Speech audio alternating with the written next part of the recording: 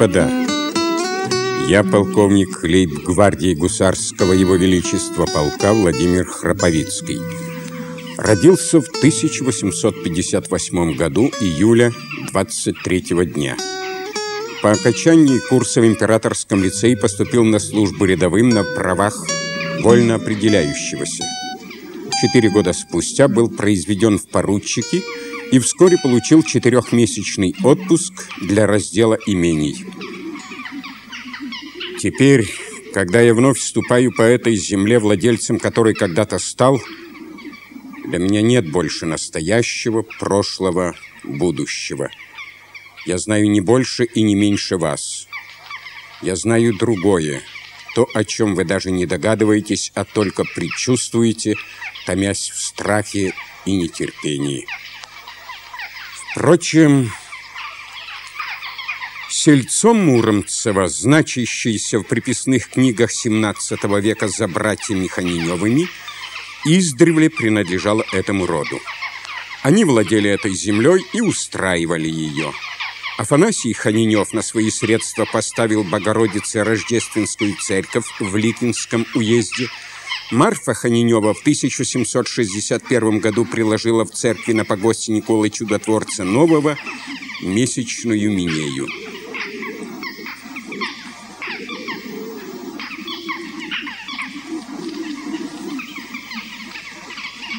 Этот погост и церковь особенно памятны для меня. Здесь покоится прах предков моих. Здесь заказывал я ежегодную панихиду на усыпальнице господ Храповицких.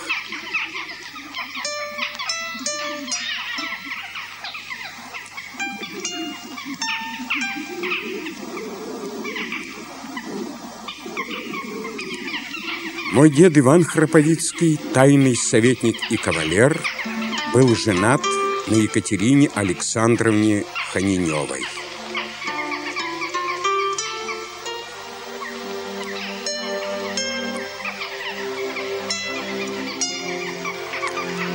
В 1811 году в Москве в доме Карабина родился мой отец Семен.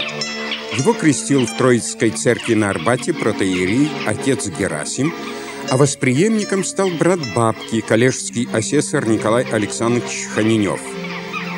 Бабушка представилась в 1855 году, февраля 27 дня, на 62-м году жизни, и 2 года спустя дед возобновил на престольное Евангелие еще в XVIII веке, сделанное стараниями контр-адмиральши вдовы Анны Жидовиновой. На нижних полях первых страниц книги до сих пор сохранилась надпись, сделанная дедовской рукой.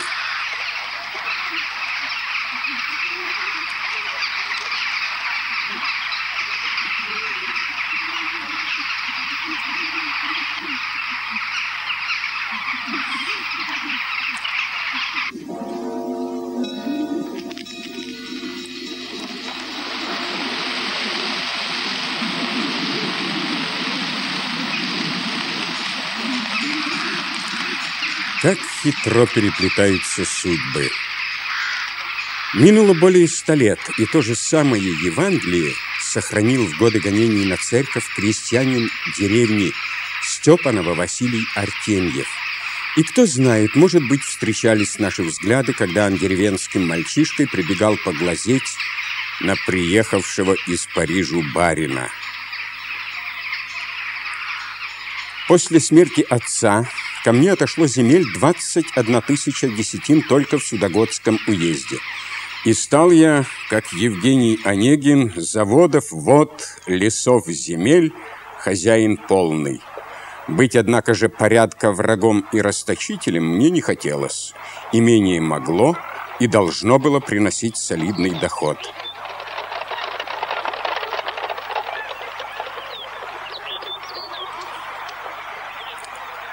Прежде всего лес. Вот что писал мне в одном из писем немец Карл Тюрмер, впоследствии служивший у меня в качестве главного лесничего. Хочу выразить вам свою глубокую благодарность в том, что вы дали мне случай видеть такой прекрасный алмаз, ваш лес. По оценкам Карла Францевича, леса мои уже в 90-е годы стоили 3 миллиона рублей, а каждая десятина приносила до 12 рублей чистого дохода. Надо сказать, что лесничий и его помощник, и зять одновременно Пауль Герле, были легкими и покладистыми людьми. Чего, впрочем, не скажешь и обо мне. Оба требовали полного доверия, но и платили за это совершенной преданностью не столько господину владельцу, сколько его лесу. Герле писал: «Здесь лесничему открыто широчайшие поприща для деятельности, на котором он может, вложив в свою душу энергию и знания, действительно принести большую пользу лесу и вместе с ним, конечно, и владельцу, и местному населению».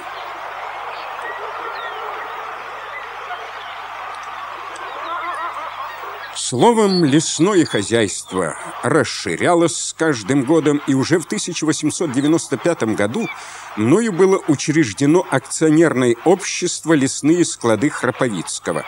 Лесопильные, смолокуренные, скипидарные, кирпичные заводы, производившие на продажу немало всякого добра, но прежде всего древесину, тысячи и тысячи кубических саженей. Для вывоза леса была построена собственная железнодорожная ветка, соединившая уездную Судогду со станцией озера Муромской железной дороги. Здание станции со свойственным ему размахом проектировал архитектор Петр Самойлович Бойцов. Не без скандалов я умерял его аппетиты, и станция, вопреки проекта, была построена в один шатер. Дорогу обслуживали 50-сильные паровозы системы Краус мюнхенского завода Отто Шпенемана и дрезины американской компании Калимазу. 200 тысяч рублей чистой прибыли ежегодно шли на увеличение капитала и на устройство и расширение усадьбы. В имении, доставшемся мне по наследству, стоял деревянный господский дом. Однако уже в июне 1884 года был заложен новый, каменный, строительством которого занимался московский подрядчик Веденеев. Плотницкая артель Андрея Платонова срубила флигель для приезжающих, казармы для рабочих, оранжереи и еще десятки построек, необходимых растущему хозяйству. Отдельные дома были построены для помощника управляющего и самого управляющего господина Воронова. Право, не знаю, возможны ли были без трудолюбия, честности и высокой порядочности этого человека те удивительные перемены, которые за 20 лет превратили Муромцева из заурядного помещичьего гнезда в процветающее и роскошное имение, получившее прозвание «Царское». Александр Львович скончался в 1908 году в Петербурге. На прах его покоится на родной земле, на Новоникольском погосте. Имение постоянно росло и расширялось. Когда было закончено строительство нового барского дома, появились возможности и средства для сооружения новых конюшен и скотного двора, что и было сделано не без известных претензий. Прихотливый характер построек послужил поводом для возникновения любопытной легенды. Будто бы в своих заграничных странствиях я познакомился, а потом повздорил с тамошним вельможей и владельцем роскошного замка, а посему велел построить конюшни, скотный двор и каретный сарай по архитектуре в точности такие же, как эти иноземные пенаты. «Se non è vero, è ben trovato». Как говорят итальянцы, если это и неправда, то хорошо придумано. Это строительство, конечно же, не было барской прихотью. К тому времени численность конского табуна составила 30 голов, среди которых породистые жеребцы Санзан, Тамбовского завода Петрова-Соколова, Похвальный, Головинских конюшен, Шереметьевский и Грун. Стадо крупного рогатого скота перевалило за 100, да и для экипажей, принимая во внимание то немалое количество гостей, которые приезжали летом в имение, требовалось немалое помещение. Я предпочитал петерсоновские кареты, чья контора находилась в Петербурге на Кирочной улице в доме Мельцера, недалеко от моей столичной квартиры. Что касается архитектуры, то разве не предназначена она украшать местность и радовать глаз?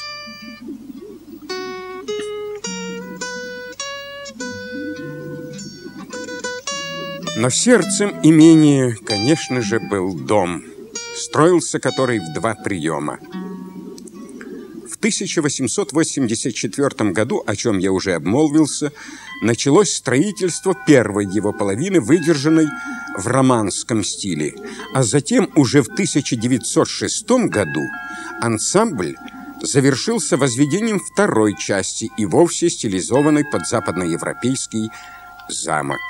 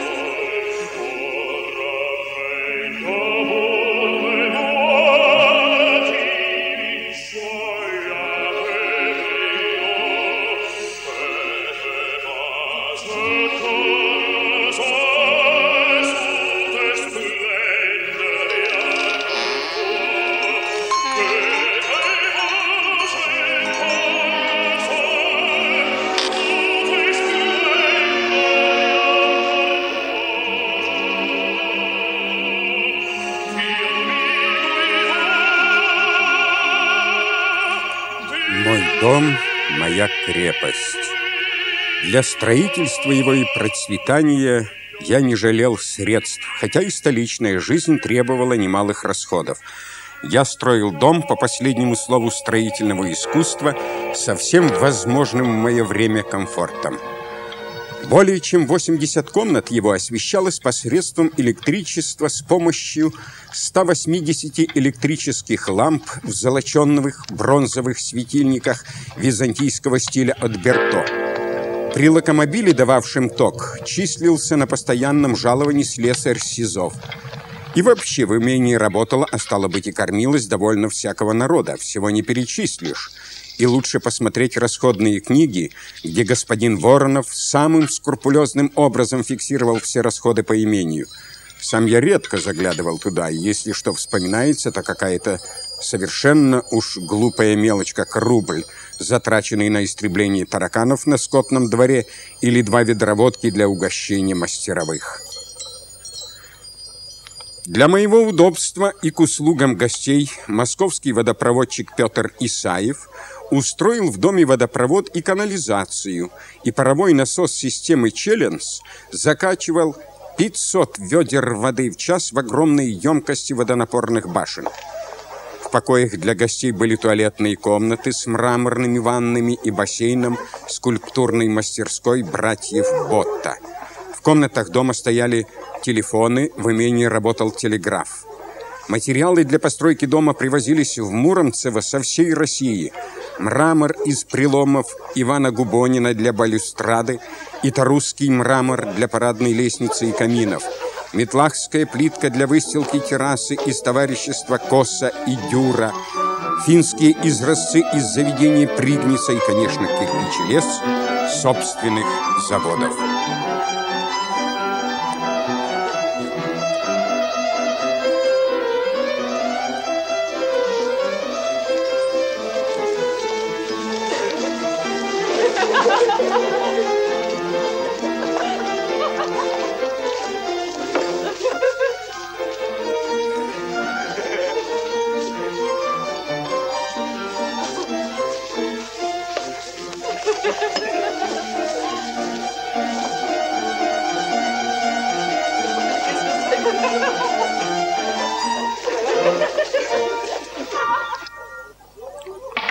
Столь же тщательно отбирались мной и моими поверенными мебель и детали интерьера. Придворный фабрикант мебели, обойщик и декоратор, Шмидт, поставил мне в январе 1887 года столовую светлого дуба на 36 персон, декорированную кабаньей кожей, ореховую гостиную, еще одну гостиную красного дуба, кабинет и мебель для передней. Я и впоследствии покупал мебель только у него и никогда не ошибался, поскольку господин Шмидт высоко держал марку своей фирмы. Как-то случились мелкие неполадки со шкафом в одной из комнат, и буквально на третий день в Муромцево был прислан мастер, снабженный точными инструкциями для приведения мебели в должный вид. Художник Тамашки расписал потолок в аванзале и украсил декоративной живописью стены в гостиной и столовой. Оружие, фарфор, северские вазы, бронза, зеркала от поставщика высочайшего двора Ивана Эберта, столовое серебро от Фаберже, гобелены, неплохая коллекция живописи. В 1994 году правление передвижников просило меня предоставить для посмертной выставки Николая Загорского его картину «Арендатор» из моего собрания. Аквариумы, охотничьи трофеи и еще тысяча и тысяча мелочей определяли внутреннее убранство дома, над которым в дни моего приезда в имение поднимался флаг Храповицких.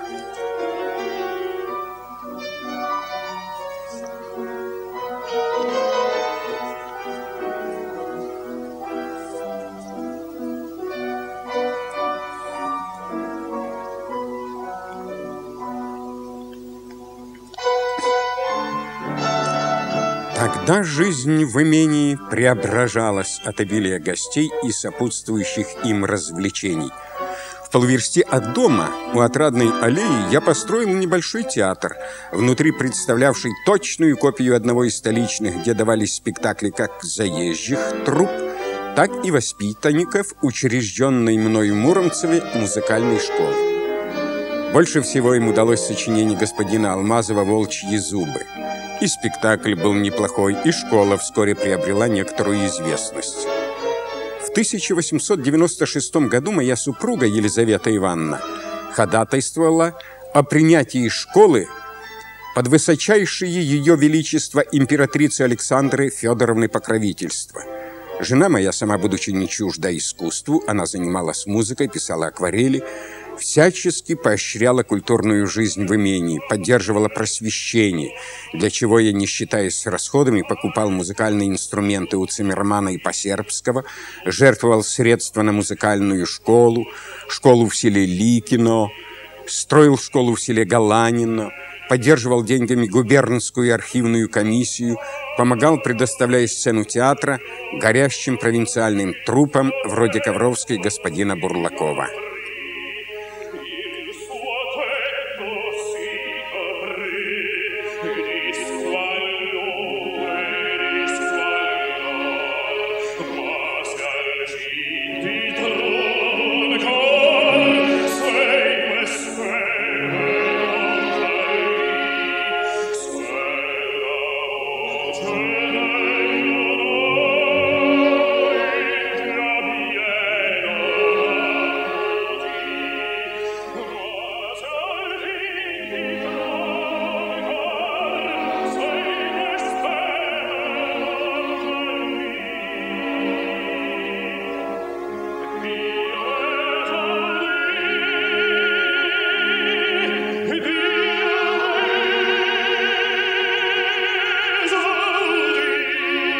Дом стоял в окружении парка, который я непрерывно расширял и благоустраивал.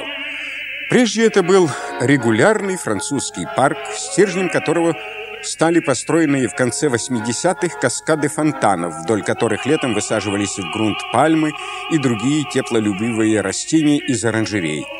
Круглый год персики, французские сливы и другие редкие фрукты поставлялись в лучшие магазины обеих столиц. Садовые материалы я получал из садоводств Бауэра, Фокта, Ноева, графа Уварова, Эйлерса, помологического сада Регеля и Кессельринга. Словом, отовсюду в Муромцево присылались вишня, крыжовник, яблоня, груша, слива, жимолость, персик, виноград. Семена, луковицы и рассада, роз, лилий, тюльпанов, гиацинтов, нарциссов, цикламен, тубероз, гладиолусов. В дендрарии росли сотни пород деревьев, среди которых десятки экзотов, названиями которых я просто не хочу утомлять вас. Таков был мой парк, который в 1910 году был еще расширен господином Куфельтом из Риги за счет разбивки парка в английском стиле. Всего 400 десятин.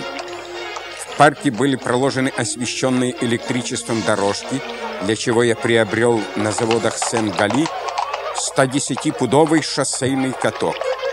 Их украшали скульптуры из мастерской все тех же братьев Бота и венская мебель Тоннер. Фонтаны, украшенные работами скульптора Козлова, вели к прудам, где были оборудованы купальни и специальный причал. К лету из лодочного сарая на свет Божий извлекались лодки, ботики, яхты шлюпочной мастерской Петербургского речного яхт-клуба.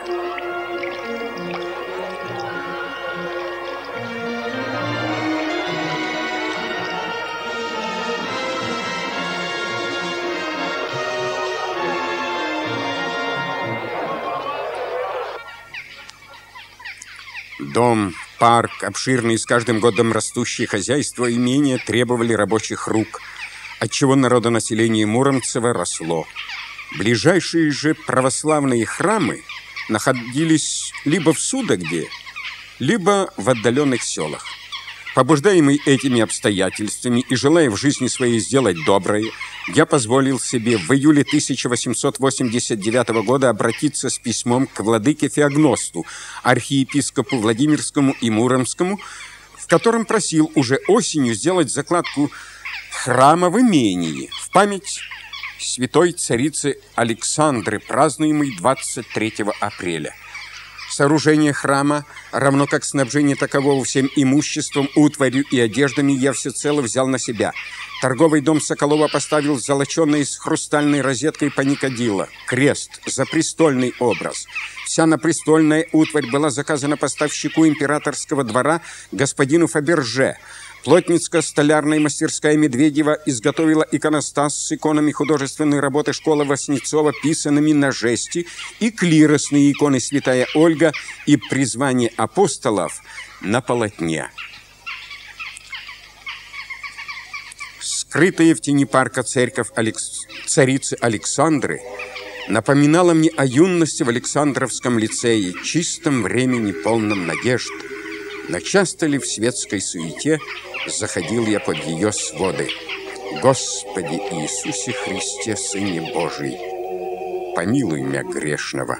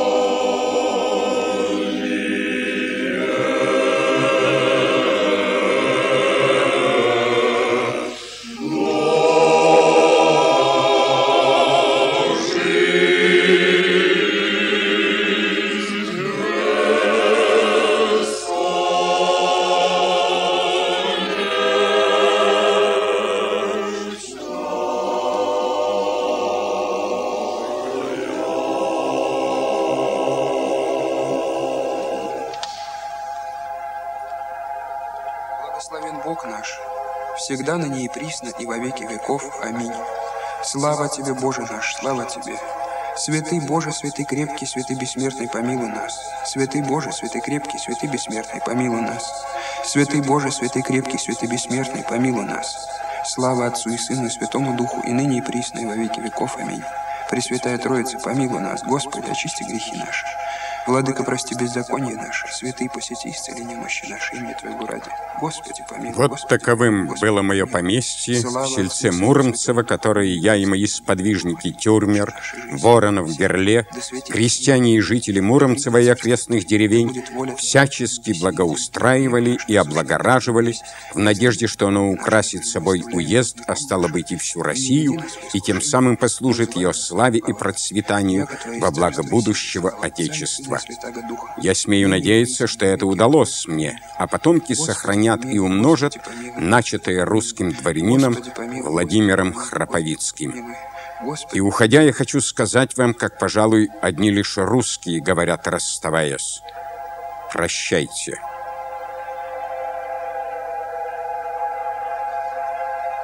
Дорогие крестьяне, обращаюсь к вам с просьбой: соберите сколько можете денег и пришлите мне. Вы владеете теперь бывшей землей моего мужа Владимира Семеновича Храповицкого, который скончался в нищете. Я осталась теперь одна, без всяких средств на самую бедную жизнь. Мне 68 лет, я больная и старая, работать не могу. Я счастлива, что теперь вы владеете землей, а у нас не было детей. Все равно желание мужа было оставить землю крестьянам. Да сохранит Бог вас всех, Елизавета Ивановна Храповицкая. Сообщите, что стало с нашим имением Муромцево. Напишите мне, пожалуйста, об этом. Я всей душой с вами. Париж, 1928 год. 10,5 лет прошло с того момента, когда мы выгнали вас и вам подобных из нашей страны. За это время мы достаточно научились управлять государством и как строить свою жизнь. Очень странным показалось ваше обращение к нам с просьбой присылки денег. Спрашивается, за что? Мы не можем даже и определить. И попросту скажем: валите от нас по поручению общего собрания граждан села Ликино, Быстрова, Гуров, Калинин, Иванова. 26 мая 1928 года.